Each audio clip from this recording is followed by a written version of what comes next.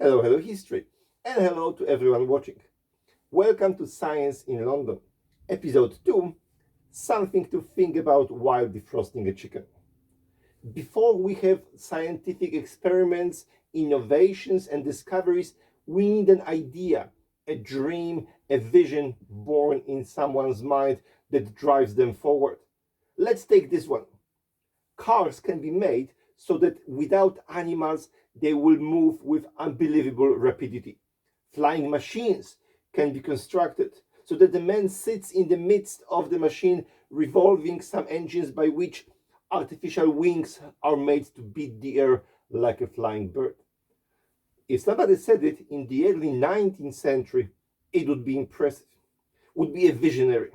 But what if I tell you it was written in 13th century? These are words of Roger Bacon.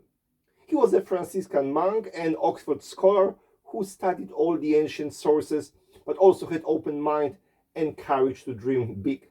He wasn't just a dreamer, he also had a real scientific approach way ahead of his time when he said, theories supplied by reason should be verified by sensory data aided by instruments and corroborated by trustworthy witnesses.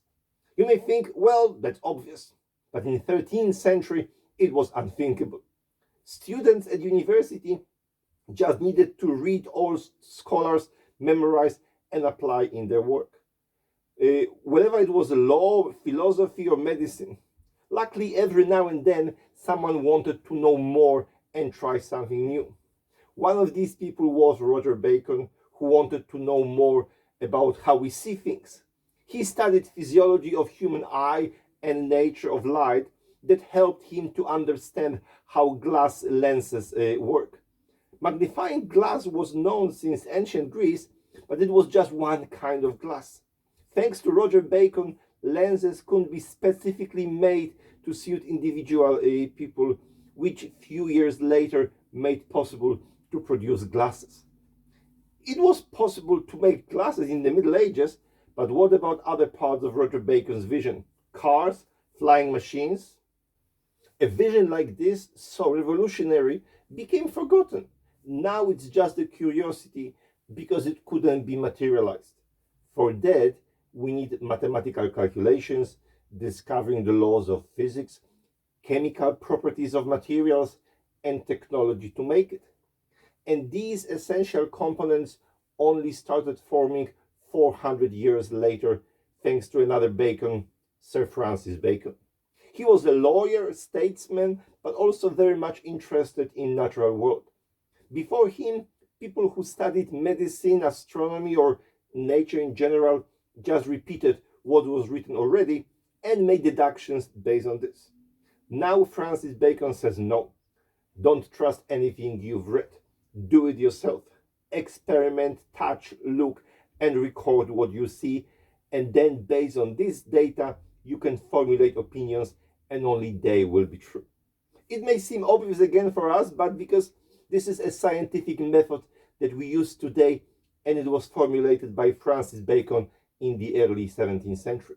It was a great step forward that moved science from just sitting and deducting to experiments that bit by bit helped to unravel and understand the world.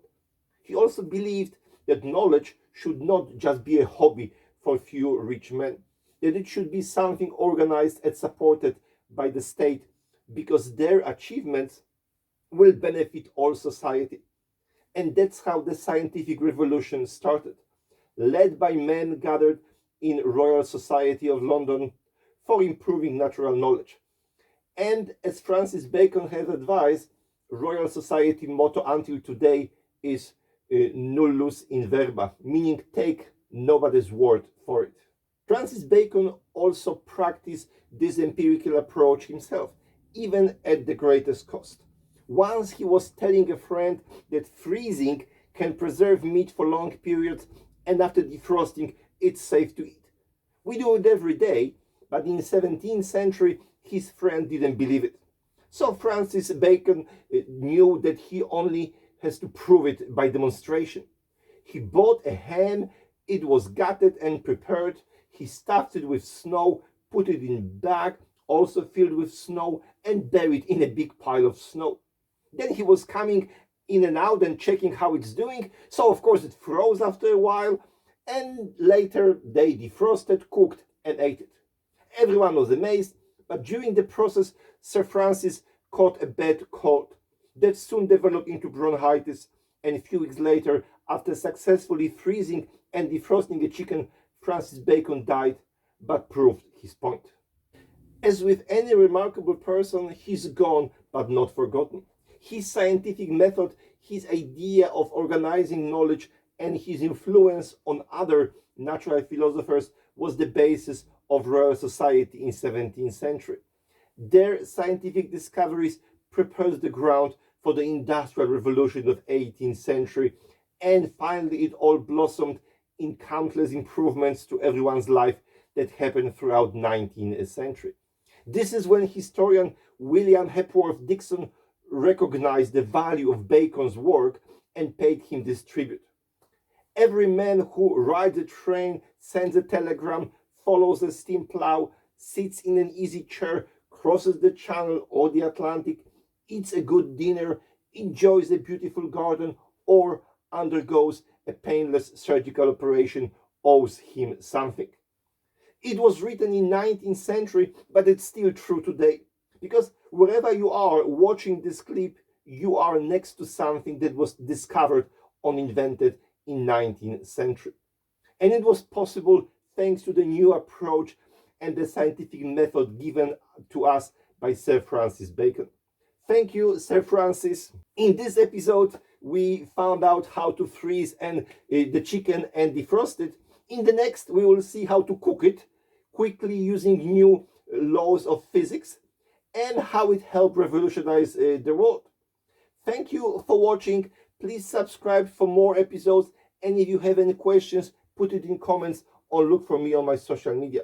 Thank you and bye bye.